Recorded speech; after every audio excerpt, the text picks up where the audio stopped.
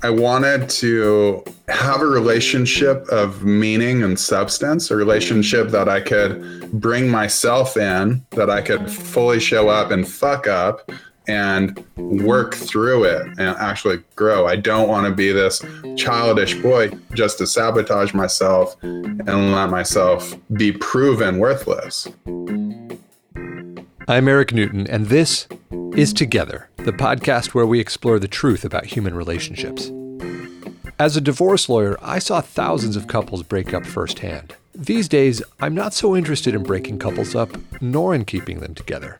I'm interested in what our relationships can teach us about ourselves and the world that we live in. So on this show, we have honest conversations with real people about real relationships.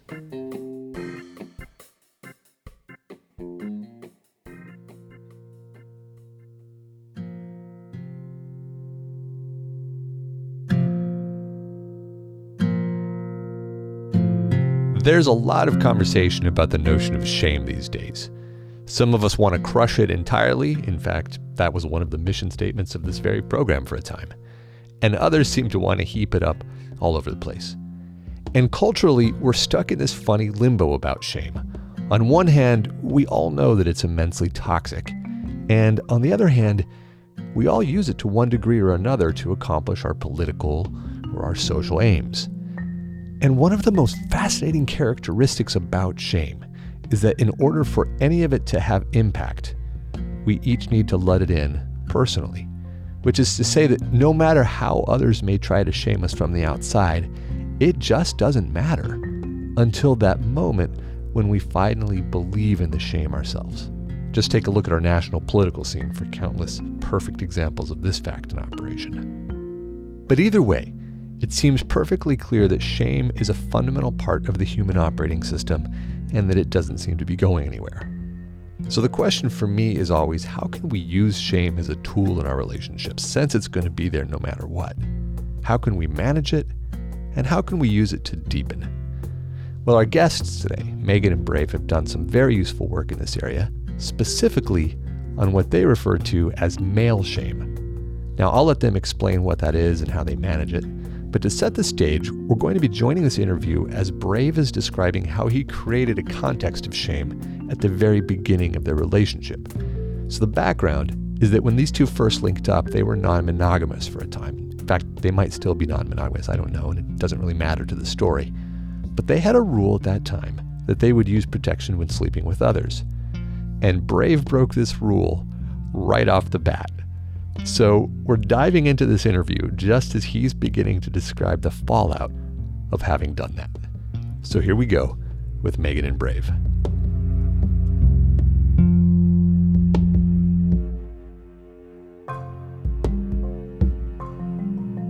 She picked me up at the airport in Seattle, and I remember driving from the airport to her place, and it was like we're still on the highway coming like into the south end of Seattle, and just being in this place where I'm like, fuck, I need to share this. Fuck, I need to share this. At what point am I going to share this, and when's it going to come up? And then simultaneously is like, it's not that big a deal. It doesn't need to be shared. But, so there's this, the rationalization, the psyche's fight inside myself to actually like, what's the safest choice for this relationship? Yeah. Is there a sense now that your decision to have sex with Megan, even though you knew that you had broken this agreement, was a way for you to unconsciously deepen or to give yourself more evidence that something was wrong with you, to deepen the experience of shame? Does that seem like a reality for you? I mean, yeah, to me, that's one of those pieces of God or a mystery coming through. It's like, I need to uncover this block, this pattern in myself, so this is one of those ways to do that. This is going to start me on this road where, eventually I'm going to have to mature and grow through it and change. Yeah. What a beautiful way to hold it. All right. Now, Megan, so he shares this moment with you, and what was your first reaction to it? I remember the moment he shared, I was extremely shocked. And I think I started laughing because I was so, I there was disbelief because we were open. We were completely open in our relationship, and it didn't make any sense. Like there wasn't really a motivation to hide it. Now hearing that he was afraid of me rejecting him, which I have heard before, that I see that fear. But so it felt ridiculous, and I felt super disrespected, and I was laughing, and then it turned into confusion, which turned into rage, and then was like, okay, I need you to leave. I need you to get out. Like, this is ridiculous. There's full permission to be truthful here. And even without that, or you not doing that, it was like, I need you to just go. Let's just not even, I just wanted to bail and be done. With the relationship? With the whole relationship. Now, it could have just ended there. I mean, that's a place that relationships end often. I tried. I said, I need you to leave and like pack your bags and go. And he's like, well, for the night or for like forever? And like, what is it that you want? And then I looked down and I looked at his dog, Cedar Bear. His dog sitting there staring at me, and my heart just sunk. And I was like, I don't want the dog to go.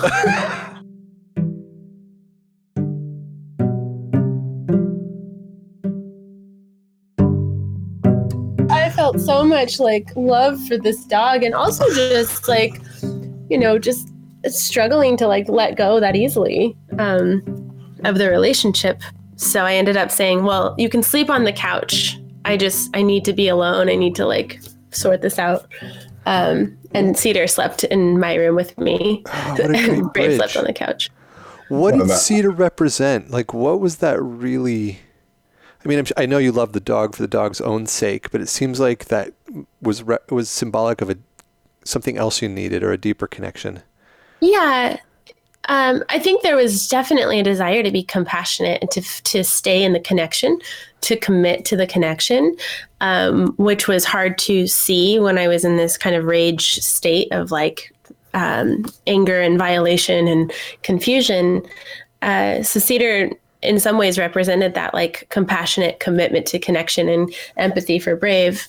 Why have compassion for Brave in that moment? I mean, he broke your trust, for goodness sakes. You could, if you asked anybody on the street in, modern America, they would all say, yeah, you're totally justified in just dropping that one. What was distinct here? Like, why did you even bother?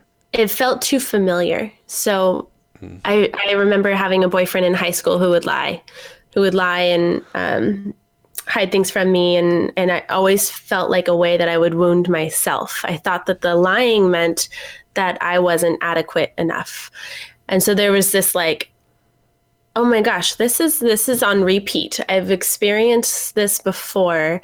If I just close the door and bail on it, I'll never fully understand it. I wanted to dive in and understand and like pick it apart and disentangle it from my like sense of self-worth, or like that, like I needed it to be about him and not about me. To disentangle why you needed it to be about him and not you? Is that what you mean? Disentangle the fact that his shadow and his lying and betrayal were not a direct representation of like my worth. I needed that to be true, or to like figure out.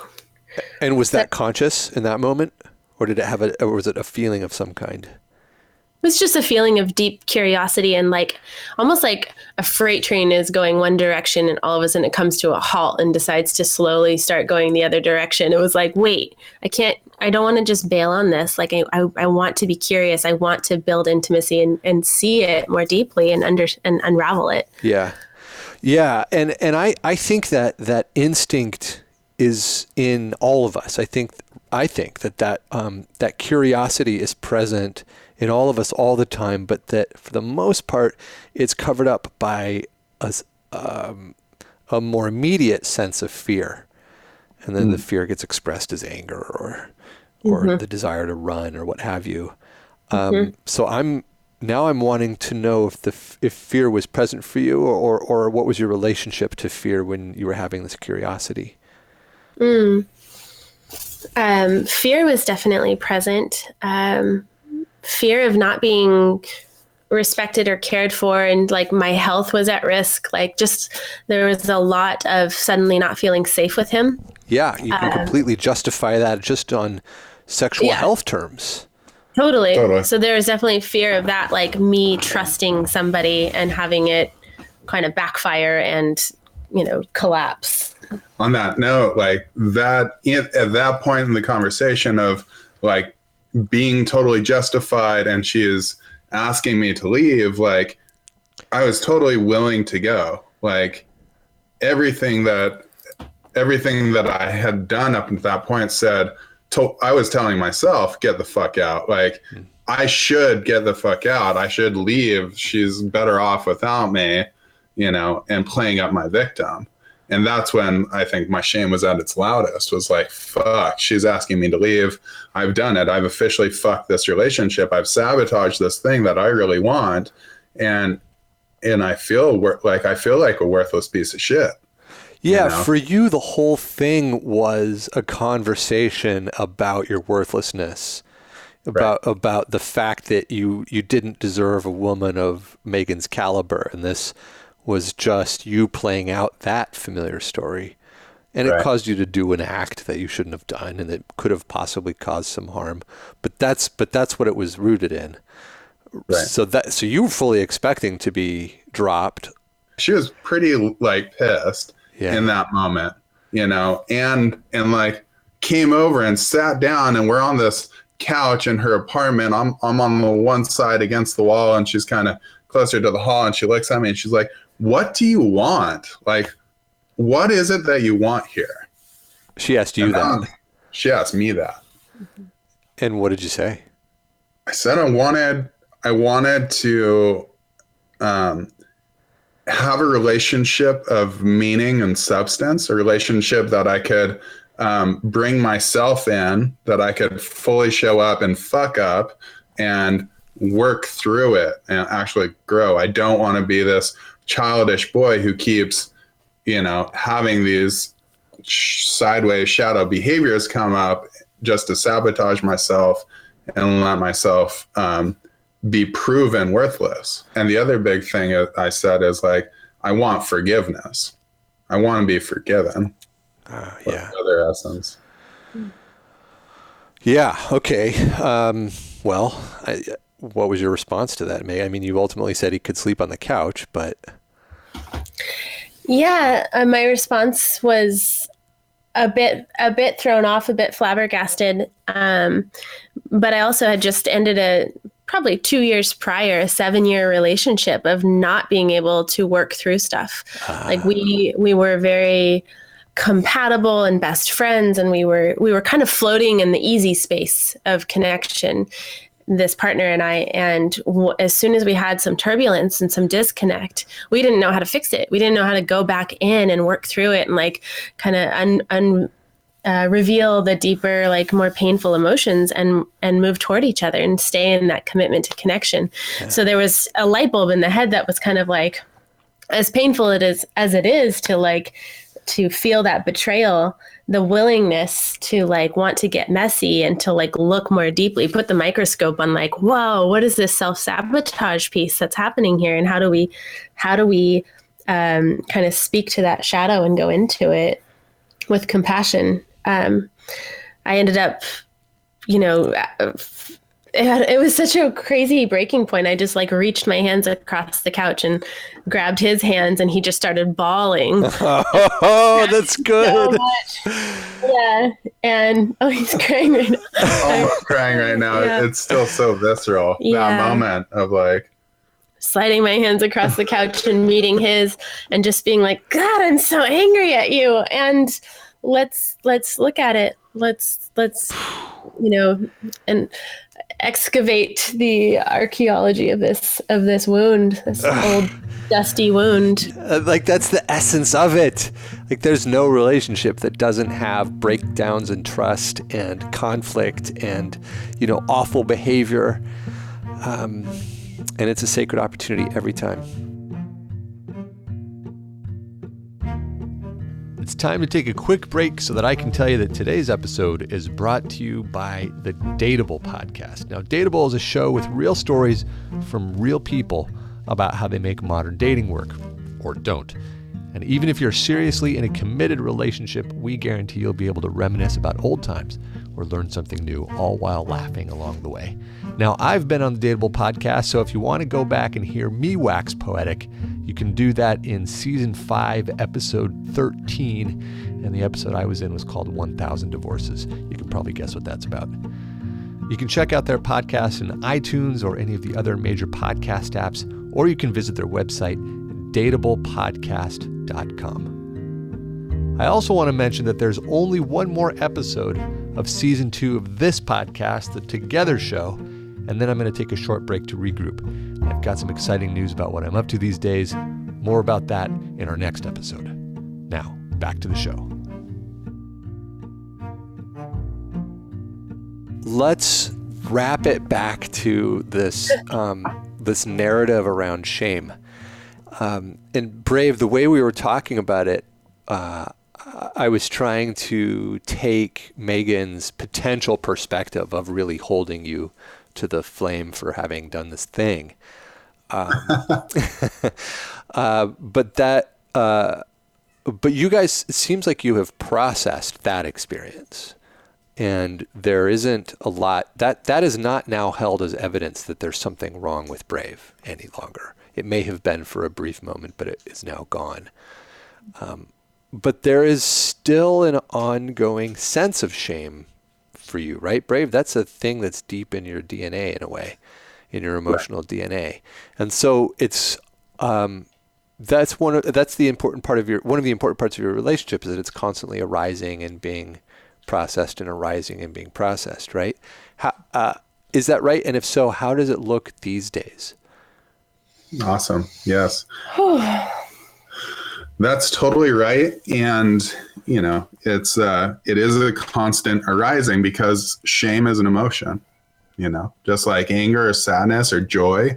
And it's like, if I continue to shame, then that just it's more shame.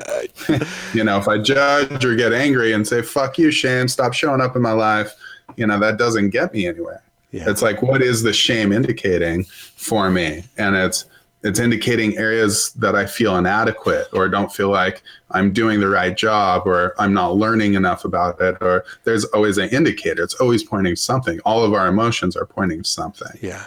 If I'm feeling angry, it's pointing towards some sort of violation. If I'm feeling sadness, something's missing, And so it's like that's how it's constantly coming up. And then we're talking about it. We're moving through it, And so it's like, yeah, there's stuff like we talked about last night, shame, things, elements and moments of shame constantly come up.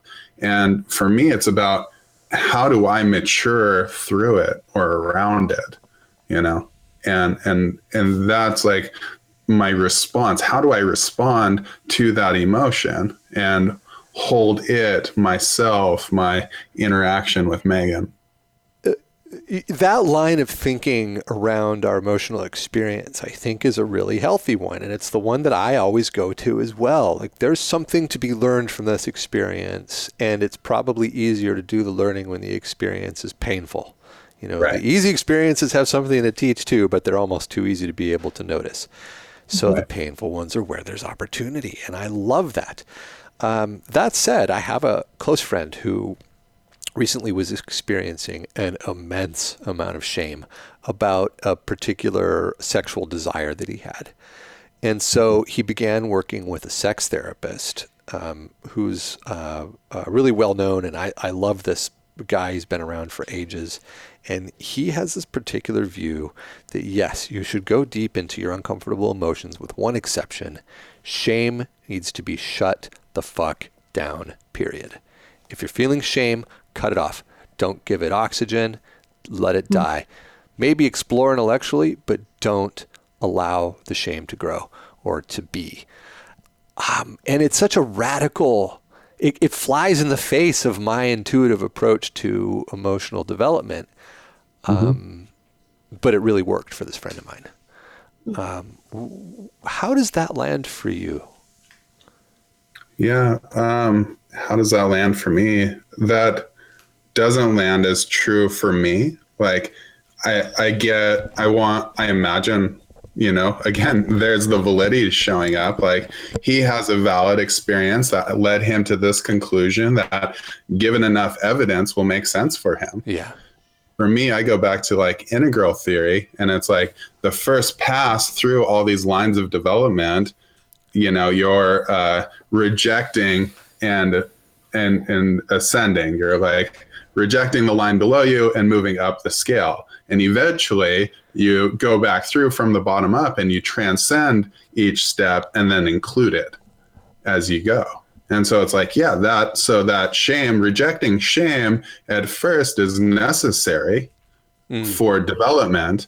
But I think and not to shame him and his judgment, but like, for me, it's like the more highly involved people will actually include the sensation of shame in the feeling. And also it's really powerful for how we empathize with each other. Yeah, interesting. It's almost as if you would relate to that as being the first rung of the ladder. Maybe you do need to freeze the shame for a moment so you can move past it, but then you've got to integrate it. Right. Interesting. And often when we explore shame now in our relationship, it's deconstructing it. Yeah. It isn't wallowing in it and staying in the isolation of it. It's actually me working to create a safe space for Brave to share the thing that the shame is being muffled by. And so we've had a couple of experiences that he would typically feel shameful, keep it private, and try to hide it and repress it, and instead names it and shares it and brings it out into the connection. And it's painful at first, but then when we just start to be with it more and start to accept it, and as soon as it's accepted and disappears, it often like lifts and no longer has the power that it did before when it was in the shame. Yeah, there's actually, I'm thinking reflecting on a moment that happened today of like, we were staying at a friend's place, a nice condo, 18th floor. And we left the key for the condo in the apartment. And then, we're feeling rushed. And I came out into the elevator and I'm just fucking like off livid, angry.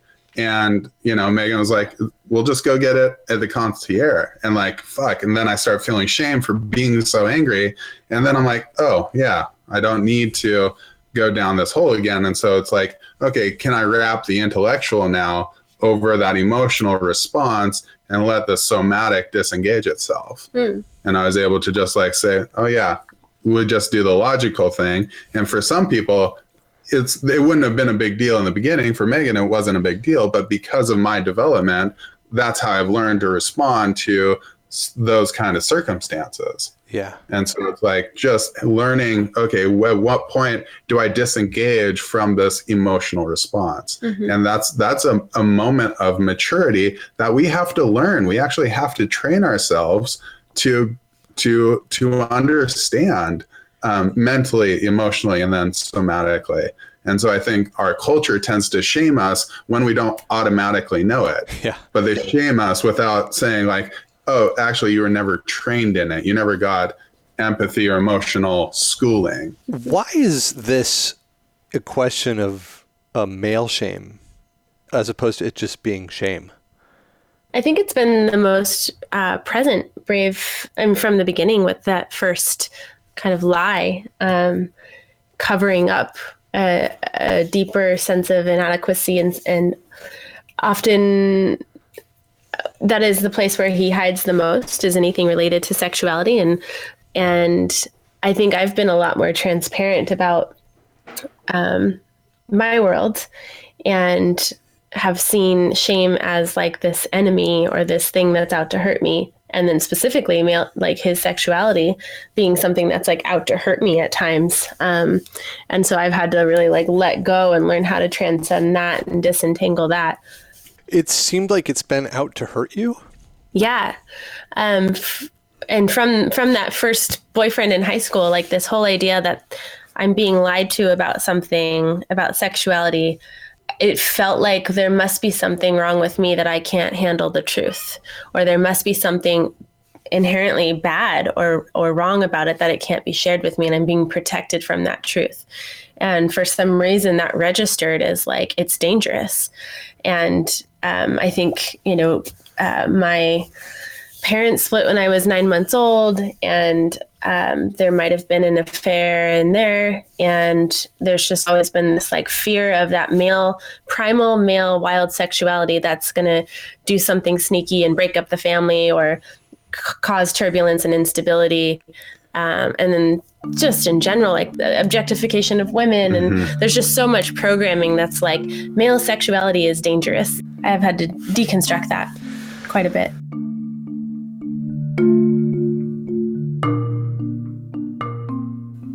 My subconscious wants to use Brave's shame to point at my own inadequacies or my own not enoughness.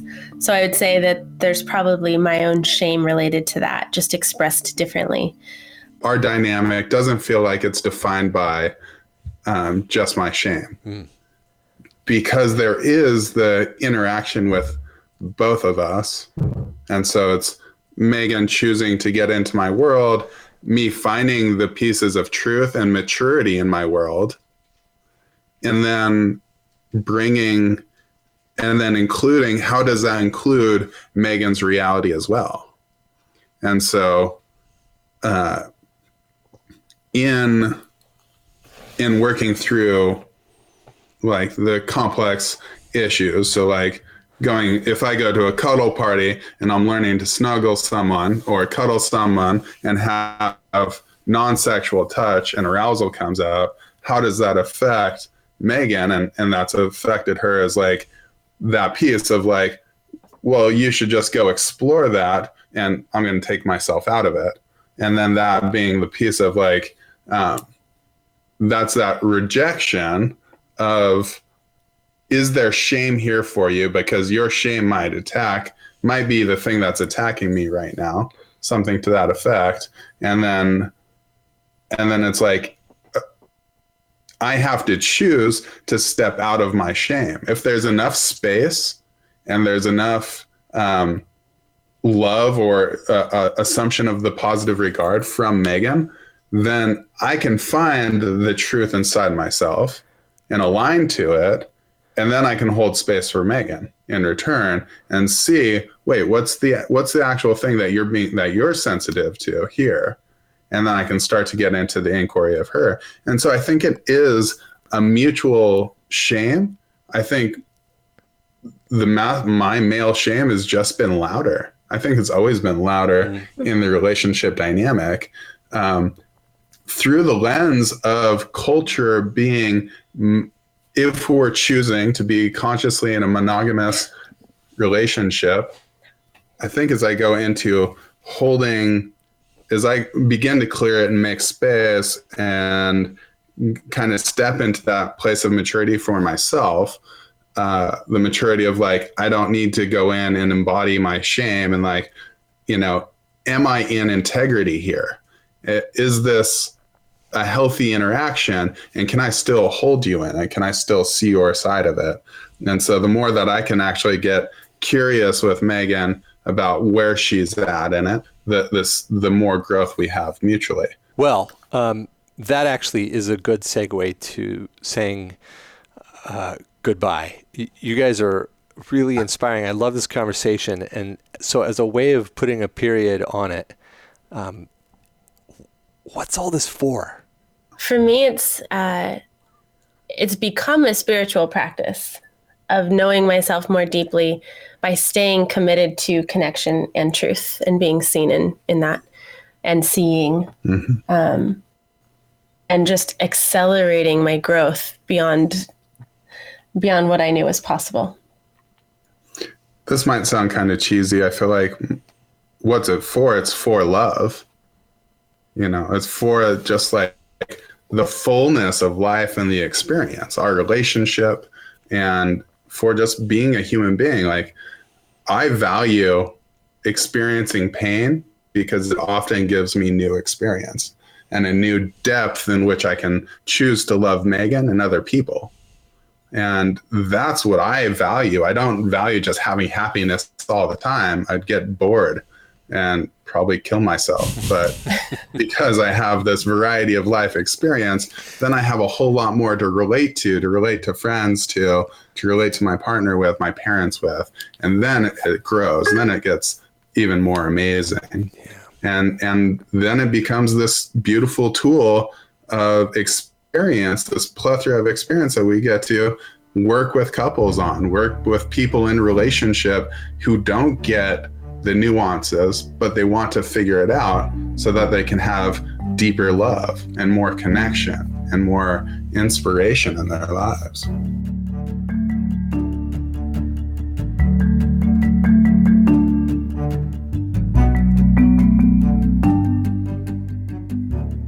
The story here isn't Megan and Brave's relationship structure, and it's not the details of how Brave broke an agreement early, though that's relevant. The story here is the fact that somehow these two found the presence of mind to face an early challenge head on. You know, the challenges are inevitable, and every single one of them is a sacred opportunity if we allow it to be so.